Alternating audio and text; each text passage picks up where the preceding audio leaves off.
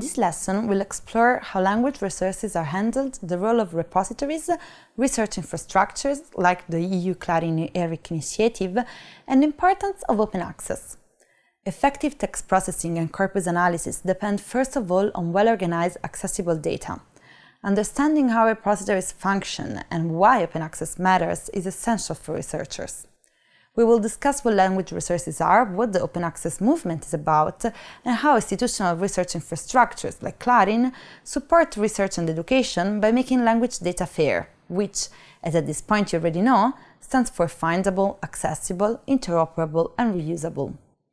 Language resources are machine-readable data containing linguistic information and the NLP tools that serve to manage and search such data.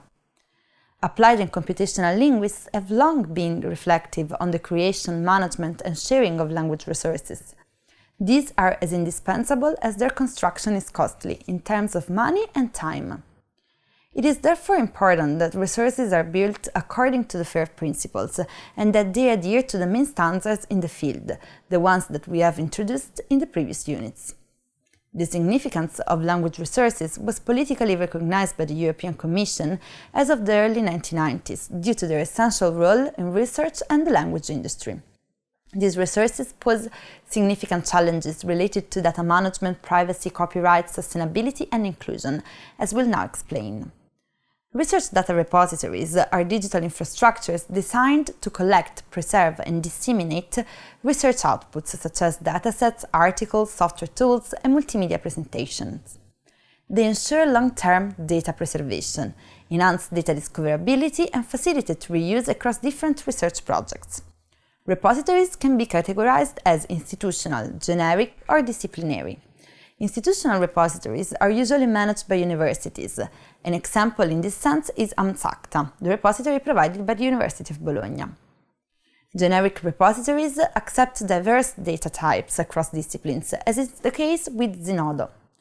Finally, disciplinary repositories focus on specific fields, providing expert data management and curation. You can find a large set of repositories of relevance to the fields of linguistics and digital humanities listed on the Clarin ERIC website. You may be wondering what Clarin is. It is one of the European research infrastructures. But first of all, what is research infrastructure? Research infrastructures are facilities, resources, and services that are used by the scientific community to conduct top-level research in various fields.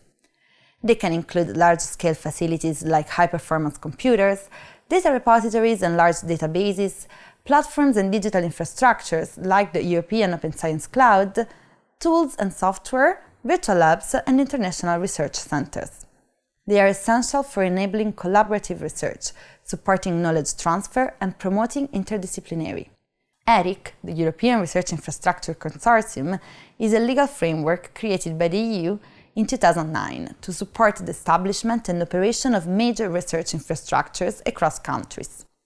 It allows EU and non-EU states to collaborate on shared scientific facilities under a single legal entity.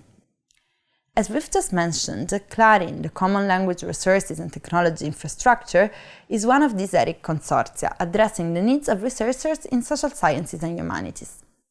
Clarin emphasizes the FAIR principles and operates through various types of centers. The B centers provide certified data repositories, C centers, which offer metadata services, and K centers, disseminating knowledge and expertise. The Clarin Virtual Language Observatory enables researchers to discover resources through a comprehensive metadata search, while the Language Resources Switchboard allows easy identification and use of appropriate NLP tools. Of particular interest for our purposes is the Digital Research Infrastructure for the Arts and Humanities, an ERIC that supports digital methods in arts and humanities research. It connects national initiatives and promotes best practices in digital scholarship and cultural heritage. These initiatives promote the implementation of the FAIR principles. Related to this concept, the acronym OS stands for Open Science, the movement to make scientific research and its dissemination accessible to the scientific community as well as to the citizens. It was identified by the EU as one of its strategic goals in 2015. Then in 2021, UNESCO published the recommendations on open science. In Italy, the movement was formally embraced in 2022 through the Piano Nazionale della Scienza Aperta. Open science promotes open access, but the two things are not the same. Open access refers to the free online availability of scholarly research, allowing anyone to read, download and share it without paywalls. Despite the A in the acronym FAIR refers to open accessibility, it should be underlined that it is not always possible to publish data in open access. Indeed, data should be as open as possible, as closed as necessary.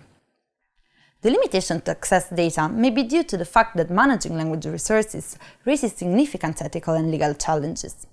Researchers must carefully consider issues related to privacy, consent, data protection regulations such as the European GDPR, and intellectual property rights. In universities, the role of the bioethical committee is crucial in overseeing and guiding these processes by ensuring that research adheres to ethical standards and compliance requirements. Before initiating projects involving human participants or sensitive data, researchers must typically submit detailed proposals outlining their methods of obtaining informed consent, ensuring anonymity or confidentiality, and clearly specifying how collected data will be securely stored, archived, and potentially shared. Cloud repositories support these principles by offering structured procedures for depositing data with clear metadata, explicit licensing, and secure access options.